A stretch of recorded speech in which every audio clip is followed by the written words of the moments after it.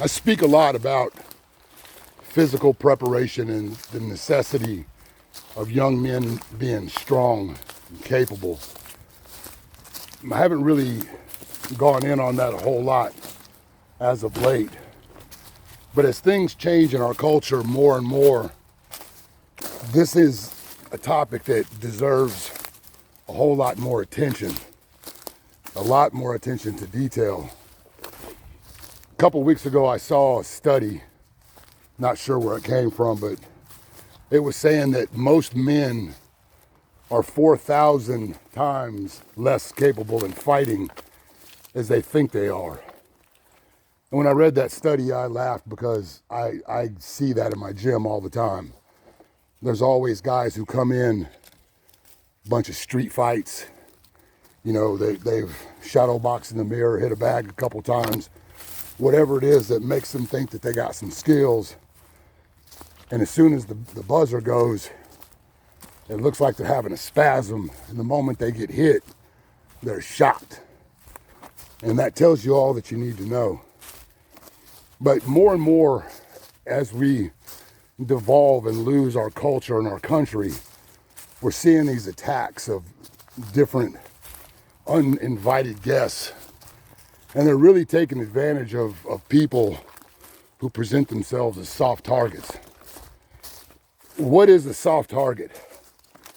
I would say that the majority of people, young and old alike, who waste their time listening to red pill content or whatever echo chamber they are on the internet, listening to people tell them that they're fine the way they are, that it's the world's fault, that they've experienced what they have.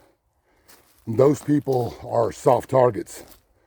Most of these males don't have the ability to stand up for themselves, to defend themselves, to accept responsibility for themselves. And that's why so many guys find their way to this content and into these echo chambers where it's full of losers saying it's okay because it's not your fault. But this game that we're playing now, this invasion that they're allowing at our border, and these people, probably the majority of them that are coming here, they mean us no good. You can see that the way that they just disregard the law, jumping on police officers, flipping off the camera, you know, when they're released with no bond, no bail. This is where we're going. And anybody who thinks that an election's going to save us, that there's going to be somebody that comes in and changes this because of an election, is foolish. If you think that the police are going to come and rescue you and save you, you are in for a rude awakening, because our law enforcement has been whittled down to where a lot of the people that are still there just need a paycheck. And a lot of those people that are just doing it for a paycheck, they're not really willing to sacrifice themselves. They're not willing to put themselves out there. And we saw that in a very ugly way in Uvalde. And so when these things happen, and happen they will, there's not going to be any rescue. The law enforcement isn't here to prevent things from happening. They're composers. They come aftermath. They come after the fact. They write things down, and then they try to pursue bad guys after they've done bad things. And so I've said all that to say this. If you pay attention to what's going on with the way that they're trying to demonize and make illegal training for civilians, take away your ability to defend yourself, to defend your family, while they're allowing people who don't belong in this country to run free and do what they wish, it would be very wise for you to go in the opposite direction. When the people that have sworn an oath to protect you, to preserve the Constitution, preserve what the country stands for, when they start doing the exact opposite of that, to believe that the same system that allowed things to get the way that they are is going to be the system that brings things back, is foolish. But that's where we are with the bread and circuses that we get. And people think that all we have to do is just wait. I think the best thing for young men to do right now, first of all, is to get yourself into the gym. If you don't have a gym, then look up body weight exercises and get very proficient in those. Run. There's no excuse to be out of shape. There's absolutely no excuse for a young man to not be strong and capable.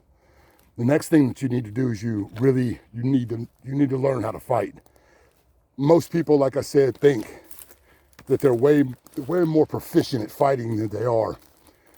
One of the guys that came in the gym the other day, he was working the bag, and one of the fighters said, throw shots at me so I can work on my defense.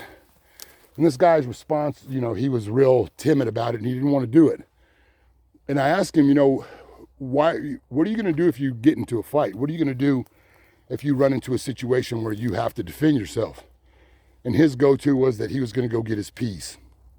And again, I know the guy, and this idea that he's going to go just grab this tool that he doesn't train with, that he doesn't practice with, and all of a sudden he's going to be John Wick on it. That's just as delusional as the guys who say, yeah, bro, I don't need to train. I just see red, and when I wake up, there's bodies everywhere. That's high school delusion. And people who know how to fight, they see through that. Those guys who bark the loudest, the guys that make the most noise, that's just broadcasting. That's a bunch of disruption, hoping that somebody will come in and call calmer minds to play. But one of the things that I've noticed in training younger guys who have never engaged in such physicality is the shock, number one, that they feel, that you can see. It's obvious. The first time that they get hit in the face, it's usually a shot that they can't see, and there's a big surprise that comes across their face. Followed by that surprise generally is another surprise in the fact that it wasn't as bad as they feared it to be. And then that second wave of emotion is generally in most boys who are cut from the stone.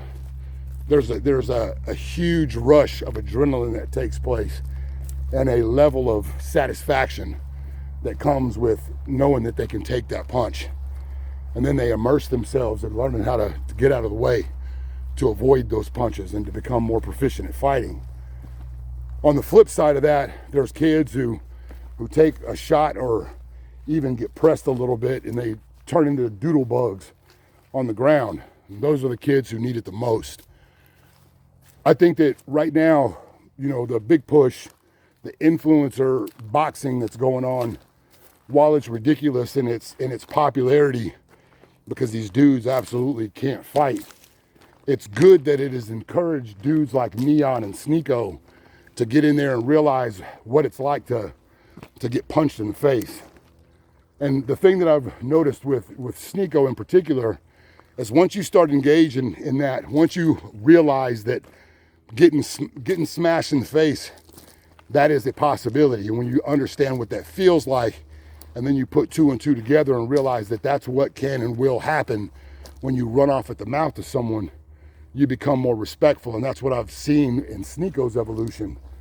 Hopefully Neon will follow suit, because these young kids, this Zoomer generation, these kids that have grown up online talking trash back and forth, they're cowards. They're cowards and they're punks.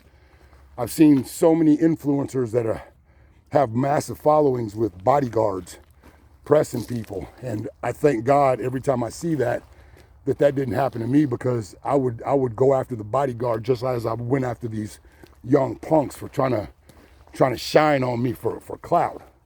I would give them something I make them dudes earn their living for sure.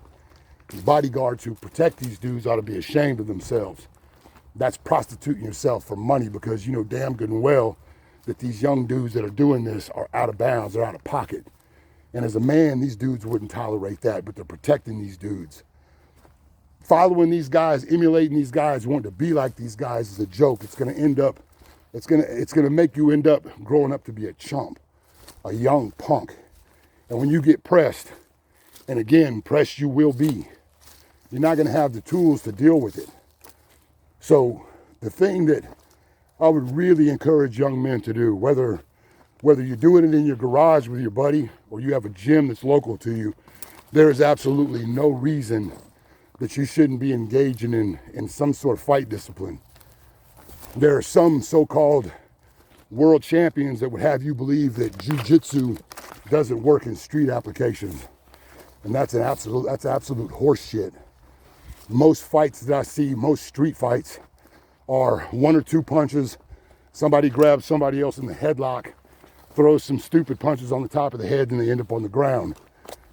If you know how to grapple, if you know jiu-jitsu, you can get up. It's not about rolling on the ground, playing touch butt with someone. It's about getting yourself in a dominant position and ending that conflict. So jiu-jitsu is one of those things that you can practice by yourself. But if you've got a mate, you guys can train together. Look, see, do. Watch the guys online do it and mimic what you see if that's all you have. There's no reason for you not to be training. In the very near future, the men of this country are going to be called to defend their country. That I have no doubt. So my question to you is, when that fight comes to your door, and come to your door it will, what kind of man are you going to be? You going to stand too, or are you going to run away? Out.